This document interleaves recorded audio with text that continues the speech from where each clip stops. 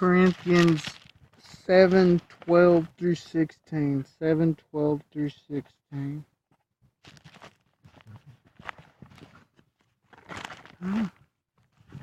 But to the rest speak I not the Lord. The rest I say this as my own word, not the Lord's. So he's speaking on his own accord. Another translation puts it this way. The rest of the people, I myself would say, though the Lord himself has not said nothing about it. So this is his opinion. He's saying his opinion. And it's a wise opinion. Otherwise, I don't think it'd be pinned down in Scripture and preserved. And it's a good opinion, and God agrees with this, but God doesn't also neglect marriage and purity of it. If any brother has a wife that believeth not, an unbeliever, non-Christian,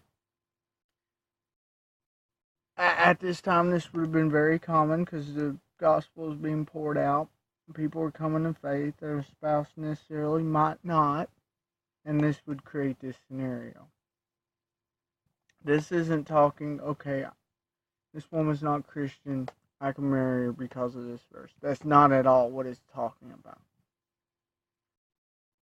And she be pleased to dwell with him. Let him not put her away. And willing to live with him, agrees to live with him, he should not divorce her. This is saying if she doesn't leave because he's a Christian, he has no right to divorce her. Which means in those circumstances it can work. This doesn't mean this is to be pursued. The idea, okay, I'll change them. That's a mistake, because if God ain't big enough to change them, you sure ain't. God can use you to change them, but let him do that first, rather than follow your flesh and your wants. Follow his will. But this circumstances is talking about she didn't come to faith, and he did.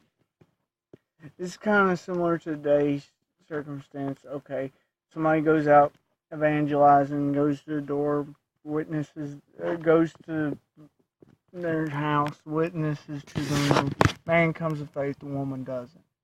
The man shouldn't divorce her, but try to be that light in her life if she keeps him. And the woman said, which hath not an husband that believeth not, if he hath pleased to dwell with her, let her not leave him.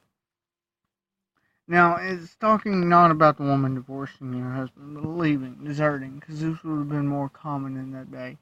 Although divorced women can divorce men nowadays, so that part applies as well to this, but for most, this isn't applicable.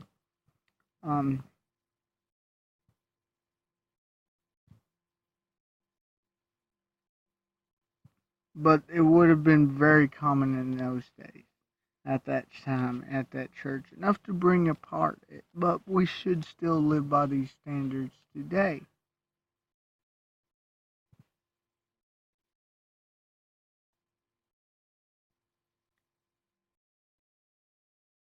By the woman staying with him, she may have got some harshness for being a Christian. But as long as he didn't divorce her, she was to stay.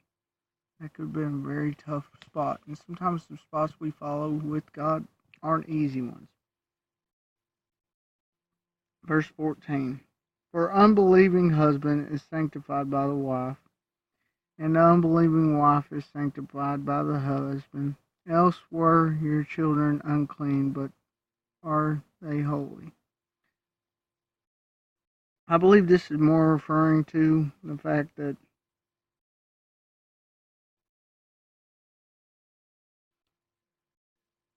if God's seek in this situation, the spouse will come to faith.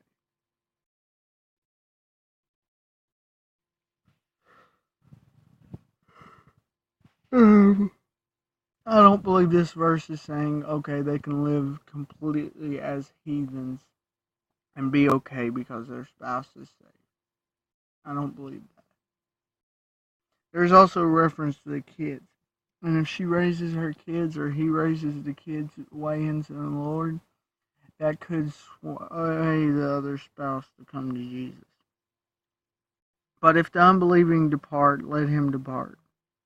A brother or sister is not under bondage in such cases, but God hath called us to peace. So what it's saying is if they do leave, then don't reconcile. There's no need to reconcile. Because at that point you're unequally yoked and you shouldn't marry. For what knowest thou, O wife, whether thou shalt save thy husband? That's or that how knowest thou, O man, whether thou shalt save thy wife? So what it's talking about is that intimacy in a marriage can lead the spouse to it. This shouldn't be the goal of marriage. Okay, we'll get married. Intimacy will bring it into faith because oftentimes they'll work in the other direction. But what they're doing here is they're in a hard place. It'd be easier for them to leave. But by enduring, it may save.